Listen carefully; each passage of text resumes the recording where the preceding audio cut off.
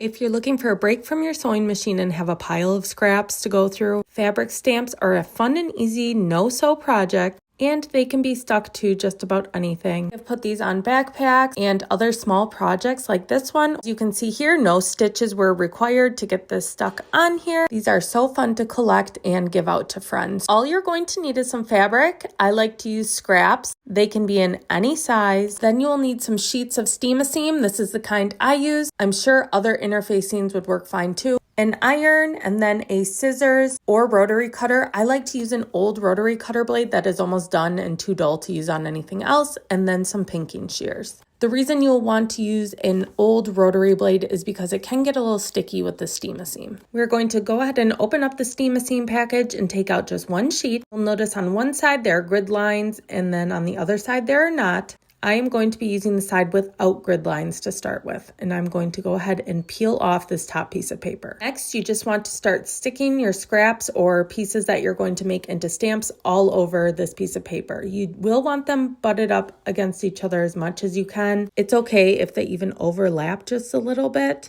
You don't want a lot or large open spots in between because the adhesive will stick to your iron. Just keep sticking them on here until you have basically a full sheet, or you want to trim off some if you don't want to fill a full sheet at once. Next, you'll want to press these with an iron. If you have any gaps in between the fabric scraps, make sure not to press there. It's okay if you do a little bit, but you don't want a bunch of glue on the bottom of your iron like I just got on mine here. Once you're done with those, you'll take another sheet of the Steam-A-Seam and remove the top paper without the grid lines. And on this sheet, we are going to stick the background fabric. So this is that little bit of the edge around the stamps. I just use white for mine, and I'm actually using scrap fabric, so I'm putting multiple pieces of white fabric on this one sheet, or you can just cut it to size and then go ahead and press this with your iron. Now, this is where that old rotary blade comes in handy because we are going to cut out our stamp pieces off of the Steam-A-Seam, and it can get a little sticky. So I like to just roughly cut them out, and then once I have the shape mostly cut out, then I square it up and remove the peel on the back and then stick it onto the white fabric.